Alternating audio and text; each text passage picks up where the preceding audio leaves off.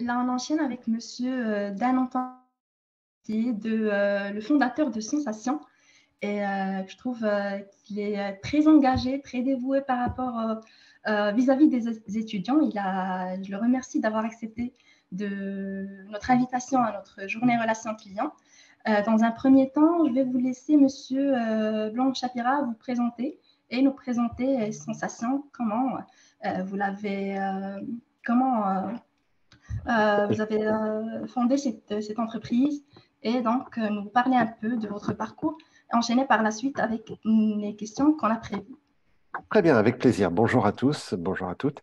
Très heureux de partager avec des étudiants le quotidien d'une agence d'événements. Donc, Sensation est une agence de communication événementielle où notre métier, c'est de comprendre une problématique et de concevoir en réponse un dispositif événementiel. Alors, c'est quoi un dispositif événementiel? C'est classiquement un moment d'exception qui va rassembler et réunir des personnes, mais pour une finalité, c'est-à-dire pour atteindre un objectif. Cet objectif, ça va être soit d'information, soit de motivation, soit de fédération, soit de... je vais parler de motivation. Donc, il y a une utilisation, il y a un rôle, il y a un objectif à atteindre. Et c'est pourquoi des entreprises font appel à nous pour qu'on puisse concevoir un dispositif qui va leur permettre d'atteindre l'objectif. Donc, nous sommes une agence à taille humaine. Taille humaine, ça veut dire petite, ça veut dire que nous sommes 6 et nous existons depuis 30 ans. Et je suis heureux de dire que notre quotidien, c'est ce qui va rassembler et créer du lien entre les personnes, les individus, alors que mon métier à la base, puisque j'ai fait des études de droit et de sciences politiques, j'aurais dû être avocat international et mon quotidien, ça aurait été le conflit. Eh bien, moi, j'ai la chance d'avoir bifurqué, d'avoir adoré mes études, mais d'être ravi de travailler non pas dans le conflit, c'est-à-dire ni dans l'anticipation, ni dans le règlement de conflit, mais plutôt dans la préparation et dans la création de moments d'exception. Parfait, je vous Voilà. remercie pour cette petite présentation. Donc là, je vais rebondir sur ça. On en avait parlé dans nos précédents échanges, vous m'avez parlé un peu de la gestion d'imprévus en amont. Donc, j'ai choisi de rebondir sur ça dans ma première question. Donc, je vais vous demander comment vous gérez les émotions de clients lorsque les imprévus surviennent lors d'un événement. Alors déjà, le mot imprévu, chez nous, c'est un peu tabou. C'est pas, on n'aime pas trop ça. Et on fait tout, et je vais vous expliquer, pour qu'il n'y ait pas d'imprévu, ou du moins pas d'imprévu négatif. Mais je voudrais juste revenir un peu en amont pour vous dire que le métier d'organisateur d'événements est dans le top 5 des métiers les plus stressants au monde. Il y a une étude américaine qui publie l'ordre des métiers stressants suite aux études psychologiques, et en premier, le métier le plus stressant, militaire, le deuxième pompier, le troisième pilote d'avion, le quatrième officier de police, et nous, on arrive en cinquième. Et vous aurez constaté que les 4 premiers, il y a un risque comment est-ce qu'on pourrait dire, de mort d'homme. Voilà, militaire, pompier, pilote d'avion, vous avez la responsabilité de 200, 300 personnes dans l'avion, officier de police au quotidien dans des situations difficiles. Et puis voilà qu'arrive un métier, entre guillemets, civil, qui est l'organisateur d'événements. Alors, pourquoi est-ce qu'il est stressant? Il est stressant puisqu'il y a des énormes enjeux qui vont se cristalliser sur un moment. Et un moment où tout le monde va focuser son attention. Et ça, c'est d'un point de vue communication. C'est à la limite, vous loupez une campagne de pub, vous n'êtes même pas là sur place pour voir l'effet négatif. Alors que si vous êtes sur un événement et que le micro ne marche pas ou que le président qui intervient n'est pas audible, là, les 300, 1000, 2000, 10 000 personnes dans la salle le voient tout de suite. Donc ça cristallise l'attention et c'est des enjeux où tout doit être parfait le jour J, à l'heure H, à la seconde S. Au moment où ça commence, tout doit être parfait.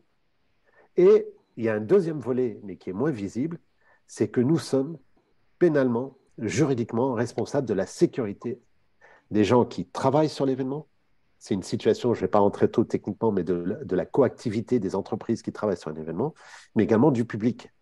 Vous avez tous entendu parler de concerts où il y a eu peut-être des mouvements de foule et des gens qui ont été blessés. Nous sommes responsables.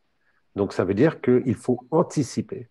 Et cette anticipation nous met une pression permanente. Donc, comment est-ce qu'on gère les imprévus? Ben, notre métier, c'est de réduire la marge d'imprévus au minimum. Regardez même, vous avez préparé cette conférence, bravo, entre parenthèses, pour le soin que vous avez apporté, mais vous avez sélectionné des intervenants, vous avez pris contact avec eux, vous avez posé des questions, vous avez listé les questions, vous nous avez envoyé un lien pour le connecter, il y a un service technique en cas de problème. Bref, vous avez prévu non seulement le contenu, mais également la préparation des contenus et un plan B si on n'arrive pas à se connecter. Mais nous, c'est notre quotidien. C'est un peu comme des musiciens qui vont jouer dans un orchestre. On répète et on s'assure que tout soit parfait.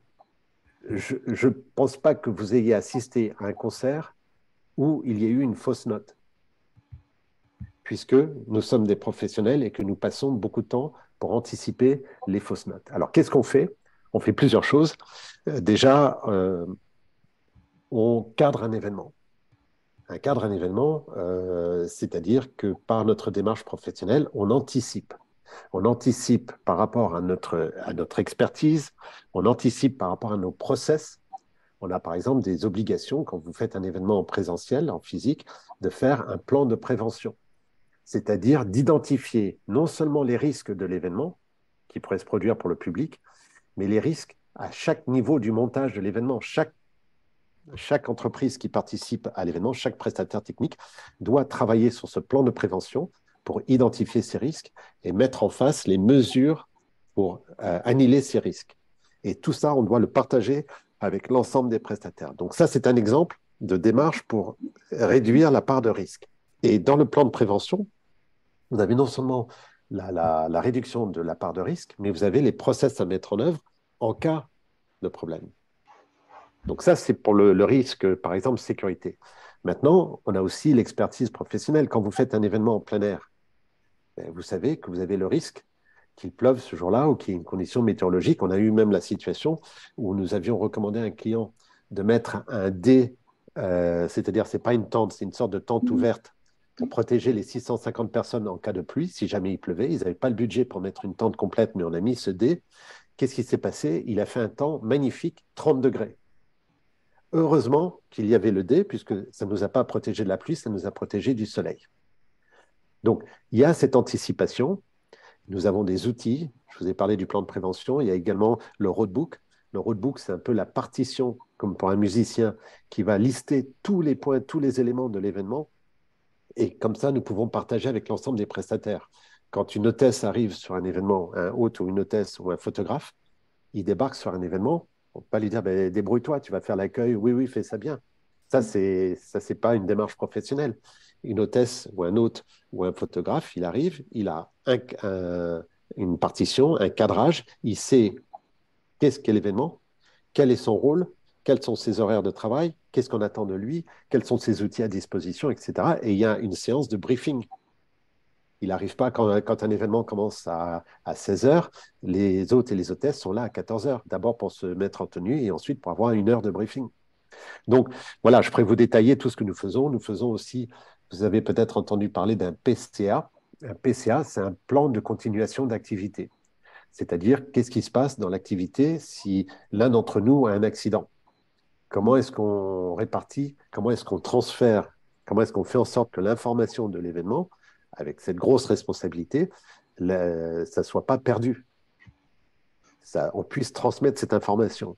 Quand il y avait le Covid, qu'est-ce qui se passe si l'un d'entre nous a le Covid? Ce qui était un risque, eh bien, on ne peut pas dire « Ah ben, tu n'as pas de chance, je ne suis pas là puisque je suis malade ». Il faut que nous, on ait anticipé que si l'un d'entre nous est malade, c'est telle et telle autre personne qui se répartissent le travail et voilà comment ils ont accès au travail, comment c'est préparé. Et s'il y en a deux qui ont le Covid, voilà comment on fait. S'il y en a trois, comment on fait. Donc voilà, grosso modo, il n'y a pas vraiment de part d'imprévu. Il y a plus d'imprévu dans ma vie personnelle où je peux être en retard au rendez-vous chez le coiffeur, comme vous pouvez remarquer. Mais à l'inverse, sur un événement, je peux vous garantir que la part de l'imprévu, elle est quasi inexistante. Parfait, je vous remercie, Monsieur Blanc-Chapira, pour la réponse que vous avez fournie à la première question. Je vais céder la parole à ma collègue Laurie. pour enchaîner avec la suite des questions. Donc, vous nous avez dit qu'il y a très peu d'imprévus lors d'un événement, c'est ça? Mais Oui. lorsqu'il y a des imprévus, comment est-ce que vous et le reste de vos équipes, vous arrivez à gérer vos Alors, propres encore une émotions? fois, je reviens là-dessus.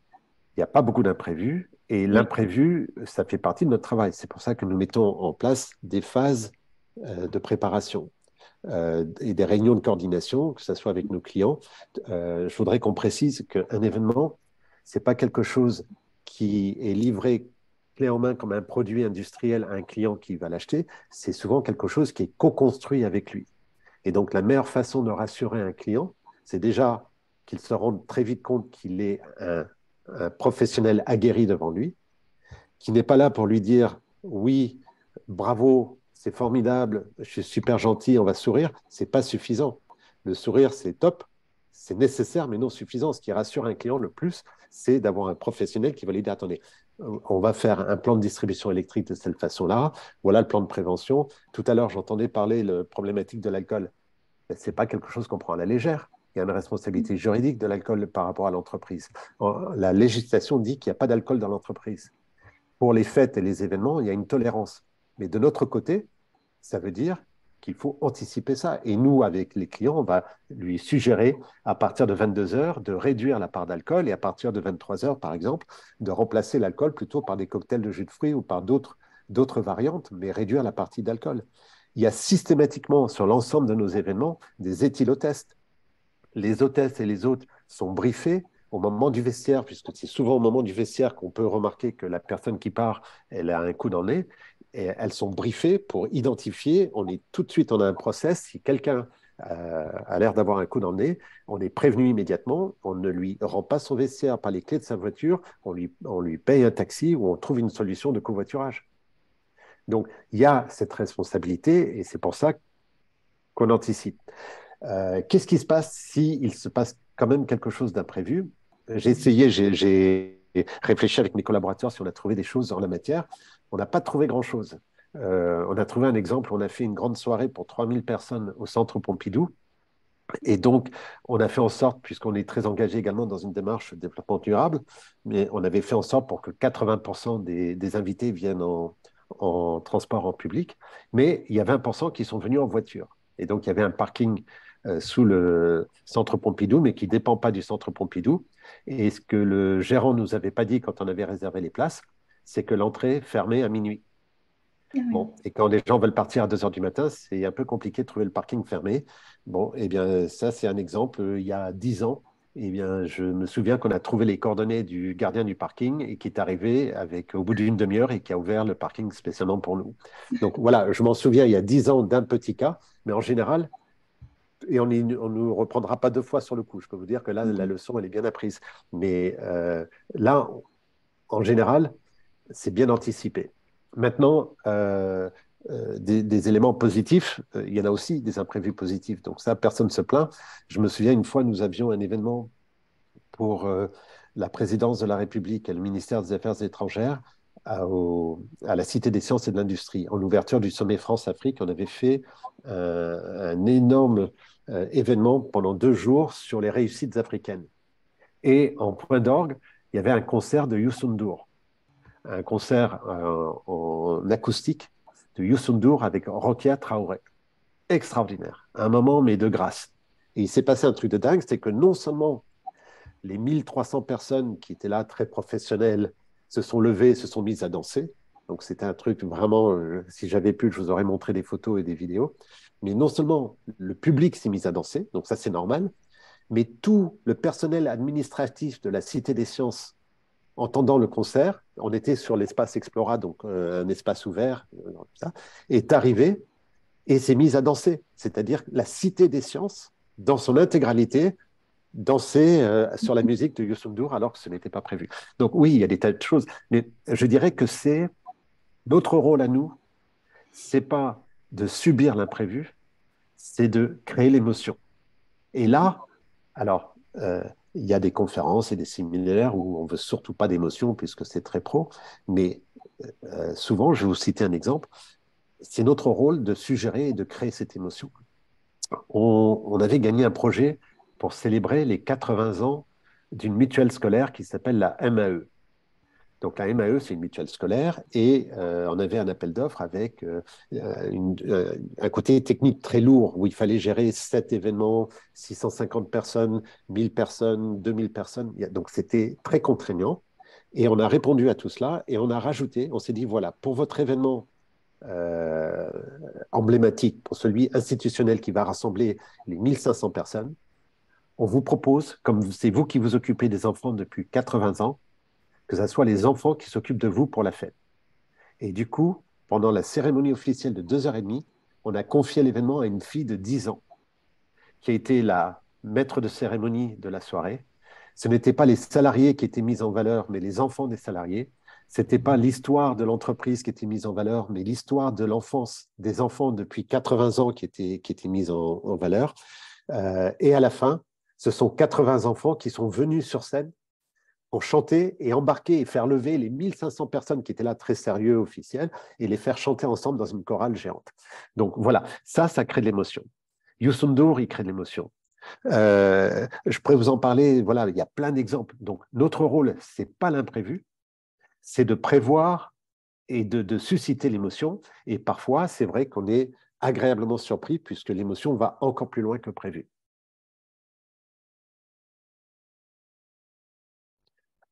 Si vous voulez, je peux continuer. Je peux raconter plein d'autres histoires.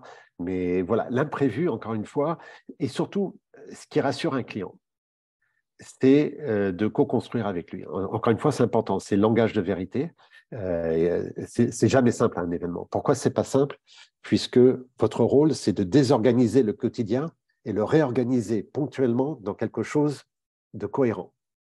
Et j'ai plein d'exemples où 3 semaines avant un événement, un animateur nous dit: ah non, non, non, mais moi, on avait le cas, on faisait en streaming live notre événement. Et le journaliste qui est interviewé dit: mais moi, j'ai un souci, c'est que je donne les droits de mon image pour faire un événement, mais je ne vous donne pas les droits pour la diffusion sur Internet pendant 5 ans. Et donc, il a fallu renégocier avec lui. Bon, ça, c'est un problème qu'on n'a pas occulté vis-à-vis du client. Au contraire, on l'a traité avec lui, on a trouvé une solution et finalement, au plus grand de l'intérêt et du journaliste et du client, et ça a très bien fonctionné. Donc, c'est surtout pas de cacher quelque chose au client. Par contre, comme j'ai une petite expérience de la matière, j'évite de faire venir un client pendant les premiers essais techniques, puisque pendant les premiers essais techniques, c'est par définition, ça ne marche pas. Mais on a prévu justement de faire des essais techniques et puis des répétitions pour que tout soit parfait le jour J. Donc, et à l'heure H. Donc, les essais techniques, tant que les décors ne sont pas montés, tant que la scène n'est pas construite, tant que tout n'est pas en place, je dis au client: écoutez, c'est nous qui gérons le stress. Vous, restez tranquillement. Et d'ailleurs, c'est souvent ce que les clients nous remercient pour ça, c'est d'avoir pris sur nos épaules le stress, le côté anxiogène dont je vous parlais au début de ce métier. Et eux, ils dorment tranquilles. C'est nous qui ne dormons pas. Notre rôle, ce n'est pas de dormir. Notre rôle, c'est d'anticiper. Et je vous garantis que c'est un peu obsessionnel d'essayer d'identifier tous les problèmes avant qu'ils se produisent. Je vous remercie, Monsieur Blanc-Chapira. Donc là, en fait, ma prochaine question était: comment travaillez-vous en équipe pour trouver des solutions créatives et efficaces Plutôt bien. prévues surviennent lors d'un événement? Là, on l'a bien compris. Il n'y a pas d'imprévus qui atterrissent comme ça. Il y a plus du travail en amont sur la gestion de ces imprévus. Donc là, la question que je veux vous poser maintenant, c'est plus: est-ce que là, quand vous travaillez avec des prestataires extérieurs, est-ce que vous organisez des sessions je sais pas, de training avec eux et peut-être des brainstorming pour avoir une idée sur leur perception des choses et de la manière avec laquelle ils voient la réalisation de l'événement? Alors, c'est une question vaste. Alors, il y a plein de questions dans votre question. Je vais essayer de répondre à plusieurs. Déjà, dans notre métier, une des qualités principales, enfin, la principale, c'est la rigueur. Une deuxième, c'est la curiosité. Il faut être ouvert sur le monde, à l'affût de tout, voir des expositions, des films, les revues de presse sur Internet. Enfin, il faut se nourrir de plein de choses. Donc, on fait des séances de brainstorming. Et le brainstorming, la bonne idée, elle ne vient pas forcément. Moi, je suis le directeur créatif. Enfin, dans une petite agence, on fait tout, hein. Je suis aussi le directeur informatique et le directeur des ressources humaines et le directeur financier, mais je me targue d'être le directeur créatif. Mais le directeur créatif, c'est pas lui qui a toutes les bonnes idées, c'est lui qui doit identifier par rapport à chaque idée émise dans un brainstorming avec l'ensemble de ses collaborateurs, qu'est-ce qui, qu'est-ce qui mérite d'être gardé et d'être peut-être amplifié, décalé un tout petit peu pour pouvoir attraper la lumière et pour faire le concept de notre événement. Mais je me souviens d'un appel d'offres que nous avons gagné.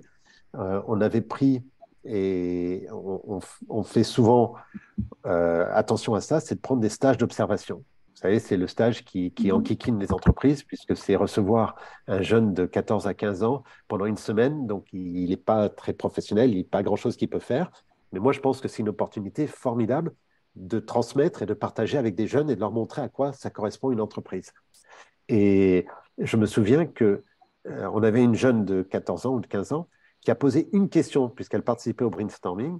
Et la question qu'elle a posée, de fil en aiguille, j'ai conçu l'événement à partir de cette question.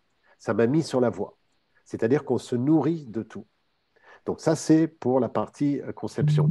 Maintenant, oui, on se forme dans une agence, on a un côté un peu tribal. C'est-à-dire qu'on travaille vraiment les uns avec les autres. Il n'y a pas de cloison. Ce n'est pas comme dans une grande entreprise, avec, même parfois dans des grandes agences. Il y a le côté créatif d'un côté, la production de l'autre, le commercial de là-bas. Nous, on est en mode tribal, c'est-à-dire qu'on fait de façon transversale et polyvalente tout. Et donc, quand on anticipe, quand on travaille sur un événement, on anticipe, je vous en ai parlé, du plan B, du plan de continuation, du roadbook, de tout ce qu'on met en œuvre pour qu'on anticipe les problèmes en amont. Et psychologiquement, moi, j'ai tendance à recruter des gens qui ont deux qualités essentielles, qui sont à la fois gentils et efficaces. Gentil sans être efficace, ça ne sert à rien. Efficace sans être gentil, moi, je ne vais pas vivre au quotidien avec. Et un client a besoin de se sentir encadré par quelqu'un d'efficace et en même temps de sympathique et qui prend plaisir à faire ce métier. Parfait, je vous remercie, Monsieur Je ne sais pas si j'ai Blanchard. totalement répondu à la question, mais Parfaitement. Parfaitement. D'ailleurs, j'avoue, vous m'avez donné envie d'assister à l'un de vos événements. Je dirais pas non à une invitation. ah ben voilà, c'est bien placé, bien vu. Oui, vous nous avez transmis toute l'émotion qu'il y a derrière. Je vous remercie. C'était.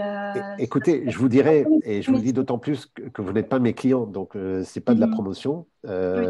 mais allez voir sur le site sensation.fr, sensation-au-singulier.fr, juste les différents cas de figure d'événements pour voir que c'est un métier qui se renouvelle en permanence. On n'est jamais deux fois sur le même projet. On n'a que des problématiques différentes avec des secteurs d'activité différents. C'est un métier exaltant, mais qui demande beaucoup. C'est-à-dire que c'est un débat qu'on peut avoir avec la génération actuelle. C'est vrai qu'on retire beaucoup de satisfaction de ce métier, mais à la mesure de ce qu'on donne. Et le but, c'est pas de donner des horaires à l'infini. Moi, je pense que si on n'a pas une vie personnelle riche et agréable, on ne peut pas être heureux dans son travail. Et à l'inverse, si on n'est pas heureux dans son travail, on a du mal à être heureux dans sa vie personnelle. Donc, c'est un mélange des deux. Mais il faut être passionné par ce métier puisqu'on va créer des moments d'exception. On va créer un moment où il va se passer quelque chose et c'est une chance inouïe de pouvoir avoir ça comme métier. Parfait. Là, je cède la parole à ma collègue Laurine pour une dernière question avant de passer à une session questions-réponses de la part des autres participants.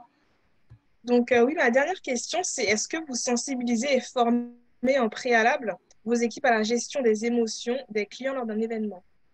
Parce que tout à l'heure, vous nous avez parlé par exemple, quand un client boit trop, comment est-ce que vous gérez ça? Donc, Alors, est-ce ce que n'est vous pas un avez client qui boit trop. Vous euh, savez, on a des clients, on a deux, trois personnes en client, mais derrière, il peut y avoir 1000 personnes qui participent à l'événement. donc, est-ce que vous avez, comment est-ce que vous arrivez à les sensibiliser et à les former? À leurs émotions. Oui. Alors, on ne les forme pas à leurs émotions. Par contre, je tiens compte de leurs émotions. J'ai des clients qui sont très stressés. Et encore une fois, la meilleure façon de déstresser un client, je me souviens d'un client qui nous appelait le vendredi après-midi complètement paniqué. Eh bien, j'ai compris que le vendredi après-midi, son assistante n'était plus au bureau, puisqu'elle était aux 35 heures, qu'il se retrouvait seul et que tout d'un coup, il se disait « Oh là là, qu'est-ce qui se passe ?» Et donc, il suffisait de l'appeler avant midi en lui disant, voilà ce que nous avons fait cette semaine, voilà ce qui avance, voilà les bonnes nouvelles, voilà les choses sur lesquelles nous travaillons encore, etc. Et donc, ça le déstressait avant que le problème arrive. Il y a des clients qui ont des problèmes pour monter sur scène et pour prendre la parole, on va les former à la prise de parole sur scène. Mais encore une fois, plus le travail est bien fait, moins il y a de zones d'ombre, plus les choses sont claires, plus un client se sent rassuré et il n'y a pas de souci. Je précise que on a des relations longue durée avec nos clients. Ils nous connaissent grâce à des appels d'offres. On adore gagner un appel d'offres, mais en règle générale, une fois qu'il nous a découvert grâce à un appel d'offres, il nous garde 8, 10, 15 ans, puisqu'il y a cette relation de confiance. Et l'événement, c'est un formidable catalyseur de confiance. C'est-à-dire que si jamais vous n'êtes pas bon, ça se voit tout de suite. Et à l'inverse, c'est comme un bon dentiste. Si vous avez trouvé un bon dentiste ou un bon garagiste qui vous a bien réparé la voiture au bon prix et que vous sentez en confiance, ben vous lui confiez votre voiture ou votre dentition en permanence. Vous ne changez pas de dentiste à chaque carie. Donc voilà, il y a une relation dans la durée, mais qui nous oblige, nous, à être sans arrêt les plus performants par la qualité, par l'accompagnement, par les tarifs, par les idées et de se renouveler en permanence. Donc, je ne forme pas un client à l'émotion, je fais de l'aïkido. Je désamorce son émotion négative avant qu'elle se produise. Et encore une fois, en l'accompagnant de façon professionnelle, anticiper les comptes rendus, les actions, le budget qui est tenu, etc., j'ai un client qui est déstressé. Et honnêtement, je me souviens d'une personne qui était stressée puisqu'elle allait monter sur scène, mais je n'ai pas l'habitude d'avoir des clients stressés. J'ai des clients plus ou moins sympathiques. Il y en a avec qui je partirai en vacances, il y en a qui sont devenus des amis, il y en a avec qui on a une relation très professionnelle, mais ça n'ira pas au-delà. Mais je n'ai pas souvenir d'un client qui ait eu un stress négatif, puisque, encore une fois, notre boulot, c'est en faisant bien son boulot, il n'y a jamais de souci. Un client est stressé s'il ne comprend pas quelque chose, si ce n'est pas clair pour lui, s'il ne sait pas où il va budgétairement, s'il ne comprend pas les concepts, s'il ne comprend pas les enjeux, là, il est stressé. Mais si vous faites bien votre job, je n'ai pas souvenir d'un client stressé. D'accord, eh bien, merci beaucoup. On va passer la parole à Tanguy et à Kim qui ont des questions normalement. Oui, il y a 2 questions dans le chat de la part de Inde qui vous demande qu'est-ce qui vous a poussé à fonder Sensation et quels aspects vous passionnent dans cette activité? Alors, la deuxième, tout. Tout me passionne puisque c'est un métier où il y a tout votre être qui fonctionne. C'est-à-dire qu'il faut l'imagination, il faut un cœur gros comme ça pour avoir le courage de déplacer des montagnes, il faut des bras pour porter des caisses, il faut des jambes pour tenir sur un événement parfois pendant 2-3 jours d'affilée quand vous faites un congrès. Donc, il faut une énergie et honnêtement, j'y trouve mon compte à tous les niveaux. Ensuite, qu'est-ce qui m'a donné envie? 2 choses. La première, moi, j'organisais mes premiers événements à l'âge de 10 ans. Je vivais à Nairobi, au Kenya, et j'organisais des courses de vélo interquartiers quand j'avais 10 ans. Après, des galas pour Amnesty International au lycée quand j'avais 16 ans. Ensuite, j'étais géo au Club Med pendant mes études de droit et de sciences politiques. Et je me disais, je vais redevenir sérieux plus tard. Et en fait, j'ai eu la chance de pouvoir faire ce métier et sans redevenir sérieux. Et la deuxième chose, c'est justement à 29 ans, je venais de quitter la ville de Cannes où je montais les événements pour la ville de Cannes. J'avais un job extraordinaire à 25 ans. Je montais des grands événements pour la ville.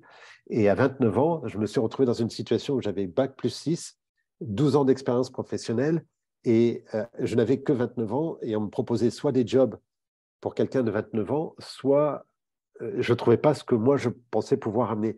Et quand il y a une ville qui m'a appelé pour monter un événement, j'ai créé une structure en me disant, bon, mais je crée la structure juste pour faire cet événement et je verrai après pour trouver un job sérieux.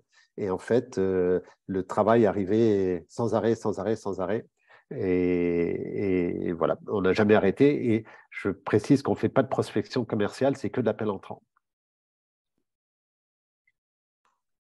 Merci pour vos réponses. Déjà, merci pour votre intervention et pour tout ce que vous nous avez apporté aujourd'hui. C'était vraiment, je pense que tout le monde était très attentif et on vous suivait dans tout ce que vous avez dit. Donc, merci beaucoup pour votre intervention. Avec plaisir. Et pour avoir répondu à toutes nos questions.